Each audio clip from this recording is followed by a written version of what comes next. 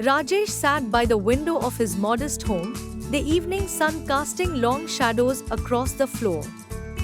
The offer letter from the private school lay on the table before him, its promise of a higher salary and better prospects flashing like a beacon of temptation.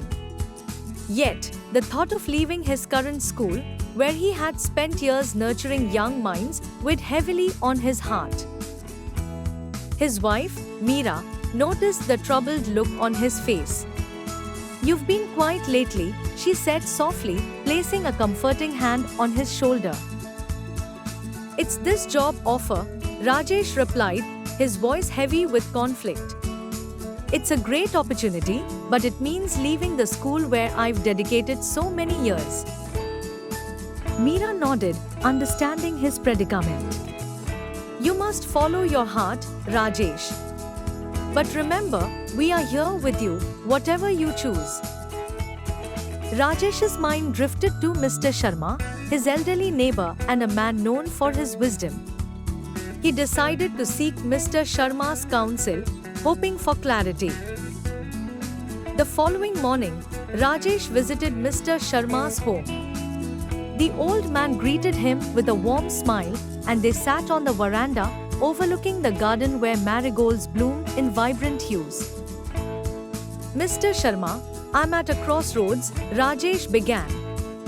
"I've been offered a better paying job, but it would mean leaving my current school. I'm struggling with whether to take it or not." Mr. Sharma listened intently, then began to speak, his voice gentle yet firm. "In the Bhagavad Gita, Lord Krishna teaches us about our dharma, our duty. It's not just about personal gain but about fulfilling our role with integrity and devotion. True contentment comes from aligning our actions with our values and responsibilities." Rajesh nodded, absorbing the wisdom. "But how do I balance my duty to my family with my commitment to my current role?" "Your family's well-being is important," Mr. Sharma replied.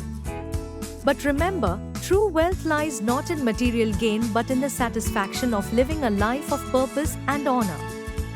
Reflect on what will bring you lasting peace and fulfillment." Rajesh left Mr. Sharma's house with a renewed sense of clarity.